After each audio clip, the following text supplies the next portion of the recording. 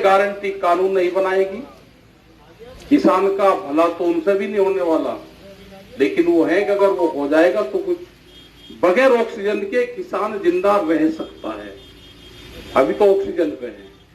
आज भी प्रधानमंत्री जी ने घोषणा करी कि 80% छोटे किसानों को हम लाभ देने का काम कर रहे हैं। और किसान छोटा बड़ा हो गया, मतलब कंपनी है बड़ी तो, जिसने 67 गांव की जमीन 68 गांव की जमीन खेती करने के लिए लेती है, वो है बड़ी तो। किसान कहां बड़ा है? किसान तो सारा छोटा ही है। मतलब अब ये कह रहे कि जो आंदोलन चल रहा है वो बड़े किसानों का है, छोटे किसानों को हम लाभ देना चाहते। हमने भी ये कह दिया भाई 2022 में आमदनी दुगनी होगी, प्रधानमंत्री ने कहा। अब आपके बीच में कोई लोग आए, 1 जनवरी से जो भी चीज बिकेगी उसका रेट दुगना होगा। प्रधानमंत्री ने कहा कि आमदनी दुगनी करेंगे। ये तो ठीक है भाई, प्रधानमंत्री देश का कम से कम 8 साल में सुधार मार रहा, तो 8 साल में सही। वे पिछले 5-6 साल से वो कर रहे, क्योंकि इन्होंने तो घोषणा पहले ही कर दी थी 6 साल पहले। अब हमारी अगर सरकार दोबारा आई तो 2022 में आमदनी दुगनी करेंगे। आमदनी दुगनी कर दो, आपके बीच में लोग आएंगे, उनसे पूछना आमदनी दुगनी दे दे भाई, कणक का रेट दे दे 4000 रुपया। प्रधानमंत्री ने कहा, कोई और क्वेश्चन उनसे करना ही नहीं। गन्ने का 650 रुपया बैठता है, बाजरे का 4200 रुपये क्विंटल बट है, मूंग अगर यहां पर होती होगी तो उसका 14600 रुपया बैठेगा। तो ये जो सारे रेट हैं, आमदनी दुगनी की बात ये करेंगे, ये कुछ नहीं करने वाले। उन्होंने कहा कि हर ब्लॉक स्तर पे वेयर हाउस गोदाम बनाएंगे। जो अपने एफसीआई के गोदाम थे वे तो रिलायंस और अडानी को बेच दिए, और अब कहा कि नए बनाएंगे। अरे बना हुआ पहले सिस्टम था, वो तुमने बेच दिया। एक कोठरा तुम्हें बनाना नहीं किसी को, सारा बेचने पर लगे हुए हो। 7 साल में आधा देश बिक लिया, और ये 3 साल में ये आदेश जो कुछ हो रहेगा इसे और बेच के, और इनका पता नहीं ये कहां जाएंगे फिर। रिलायंस बेच दी, रिलायंस को बेच रहे हैं, अडानी को बेच रहे हैं। ब्राजील जो एक देश है, वहां पे 280 लोगों के पास में वहां की 80% जमीन है। जैसे आपका उत्तराखंड तो 1 आदमी पे जमीन है पूरे पे, इतने बड़े बड़े काश्तकार है। शुगर फैक्ट्री वहां पे 4-4 लाख क्विंटल की शुगर फैक्ट्रियां है। जब ये मॉडल उनका लेकर आना चाहते हैं यहाँ पे, उन कंपनियों को खेती करने की तैयारी करवा रहे, उसकी तैयारी चल रही देश में कि भाई जमीन छीनो, गोदामों में अनाज को बंद करो, भूख के आधार पर रोटियों की कीमतें देश में तय होगी। ये जो गरीब आदमी है, जो दुकानदार है, हर आदमी उससे प्रभावित होगा, महंगाई से प्रभावित होगा। किसान 2 फसल पैदा करता है, 4 फसल पैदा कर लगता है, लेकिन वो 70 चीज बाहर से खरीदता है। इलाज सबका होगा। आप ये सोचते होंगे गेहूं और दाल से ही काम चल जाएगा, उससे जीरी से दूसरी चीजें भी तो चाहिए। ये सबका स्टोरेज करेंगे। आपके यहां बाजरा नहीं होता तो बाजरा दिल्ली में 120 रुपया किलो तक आटा बेचते हैं। आपके यहां पर उड़द पैदा नहीं होता तो ये उड़द के महंगे रेट देंगे, उड़द वाले को लुटेंगे, यहां पे महंगा देंगे। जो बीच का काम है वो ये कंपनी करना चाहती है। अब भोजन पे अधिकार जमाना चाहती है। पहले जो राजा होते थे, आज से अगर 100, 150, 200, 300 साल हम पीछे जाए तो राजा का मतलब था कि अनाज पे अगर अधिकार है तो राजा का अधिकार होता था। अभी उन्होंने कहा कि सोने का व्यापार नहीं करना। सोना महिलाएं 1 साल में 17 बार पहनती है, ध्यान से सुन लेना। सोना महिलाएं 1 साल में 17 बार पहनती है।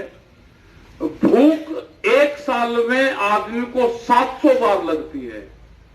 तो उन्होंने कहा कि सोने का व्यापार नहीं, रोटी का व्यापार देश में होगा।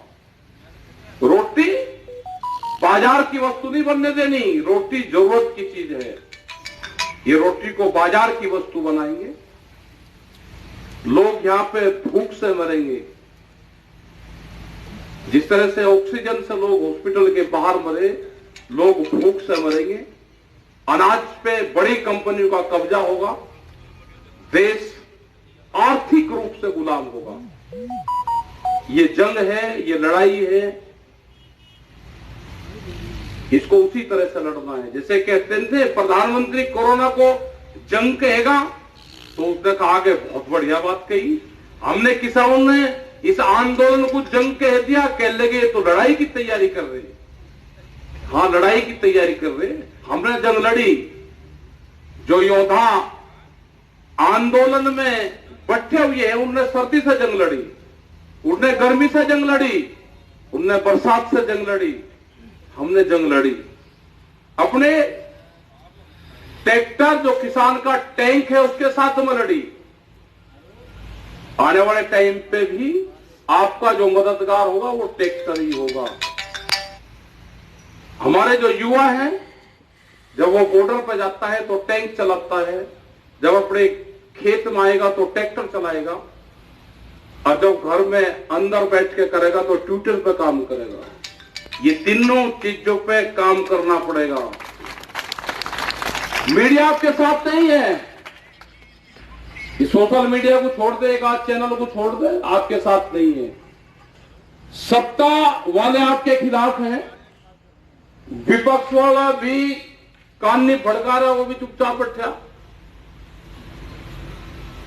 जो नौकरशाही है वो आपके खिलाफ है, उद्योगपति आपके खिलाफ है, आपके साथ में कोई नहीं। आपका जो साथ है वो ऊपर वाले का है, उस पर आपको ध्यान, इस जंग को वही जिताएगा, उस पर ध्यान रखना।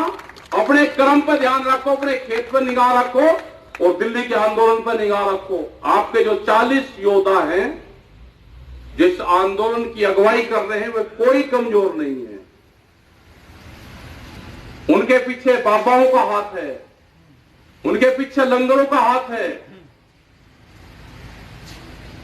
कोई आंदोलन जब फेल होता है, फौज जब वापसी मुड़ती है, जब वो भूखी रहती है। यही तो फौज का सिद्धांत है कि फौज की फूड सप्लाई चेन ना कटे, वो नहीं कटने की। मशीन लगा रखी सड़कों के ऊपर, जहां को हाईवे चलता था वहां पर मशीन लग रही है। आने वाले जब 50 साल बाद में कोई आएगा, जो बच्चे अभी 2-2, 3-3 और 10-10 साल के, वे कहेंगे जिस आंदोलन में यहाँ पर हम भी रहे, यहाँ पर हमने रोटी खाई बैठ के इस जगह पे। वो देखेंगे जिस आदमी ने मेरठ का आंदोलन देखा।